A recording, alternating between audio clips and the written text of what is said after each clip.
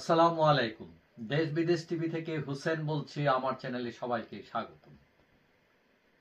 আওয়ামী লীগ এখন বাংলাদেশে নাই কেউ কেউ বলছেন, আবার কেউ কেউ বলছেন নাই মানে প্রতি ঘরে ঘরেই আওয়ামী লীগ আছে। তো এখন আমরা দেখলাম যে অনলাইনে তারা অনেক অ্যাক্টিভ, কিন্তু কিন্তু ইতিমধ্যে দেখা যায় তারা বিভিন্ন জায়গায় বিচ্ছিন্নভাবে মিছিল করছেন, জটিকা মিছিল। এবং কয়েকদিন আগে আমরা দেখলাম সাভার জাতীয় স্মৃতিসৌধে, সেখানে ওপেনলি তারা মিছিল করলেন এবং সেখান থেকে কয়েকজনকে গ্রেফতারও করা হয়। কিন্তু গতকাল রোববার রাত 7:10 সময় 10 মিনিটের সময় হঠাৎ বায়তুল মোকাররম দক্ষিণ গেট থেকে আওয়ামী লীগ বিক্ষোভ মিছিল বের করে এবং বঙ্গবন্ধু অ্যাভিনিউতে আওয়ামী লীগের যে কেন্দ্রীয় কার্যালয় আছে সেখানে গিয়ে মিছিলটি শেষ হয়। এখন এই মিছিল দেখে অনেকেই আওয়ামী লীগকে বলছেন মানে এরা দুঃসাহস দেখাচ্ছে, অনেকেই অবাক হয়েছেন এবং সরকারও মানে এটা নিয়ে অনেকটা হতভম্ব।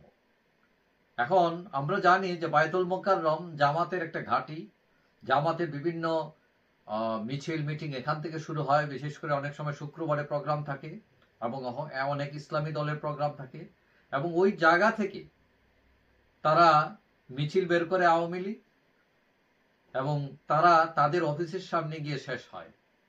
এখন কেউ কেউ বলতেছেন অফিসের সামনে গিয়ে শেষ হয়, আগামীতে হয়তো অফিস খুলে তারা বসেও যেতে পারে।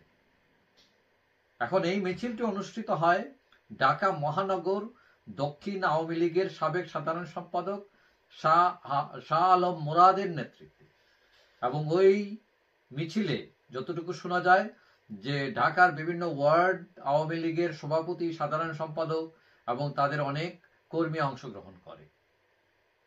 এখন এই ঢাকা শহরে খোদ বায়তুল মোকাররমে মিছিল করে আওয়ামী লীগ অফিসের সামনে গিয়ে শেষ করা, এটা এই সরকারের জন্য, পুলিশ প্রশাসনের জন্য মানে মোটামুটি টনক নাড়ার একটা ব্যাপার। এখন আওয়ামী লীগকে যতই নাই বলেন, যতই কোণঠাসা করেন না কেন, এটা বিশাল একটা দল। বাস্তবতা হচ্ছে মানে একে বেশি দিন আপনি চাপাইয়া জাতাইয়া বেশি দিন রাখতে পারবেন না, মানে এটা বেরিয়ে আসবে।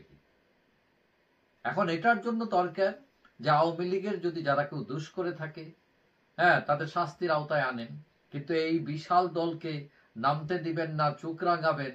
কিন্তু এটাও মনে রাখতে হবে আপনি যদি আজকে এটা করেন, কালকে কিন্তু তারা এসে আপনার সাথে এটা করতে পারে।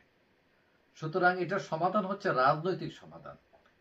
এখন আশা করি যে সরকার এই জিনিসটা বুঝবে যে আওয়ামী লীগ এত বিশাল দল, যেহেতু এটা নিষিদ্ধ দলও নয়, সুতরাং তার সাথে নিষিদ্ধ আচরণ করাটাও যৌক্তিক না।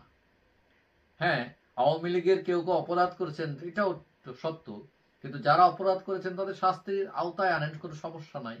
কিন্তু তাই বলে এই কোটি মানুষের দল, সব মানুষকে আপনি বন্দি করে রাখবেন, এটা কোনোভাবে গণতন্ত্রের মধ্যে পড়ে না।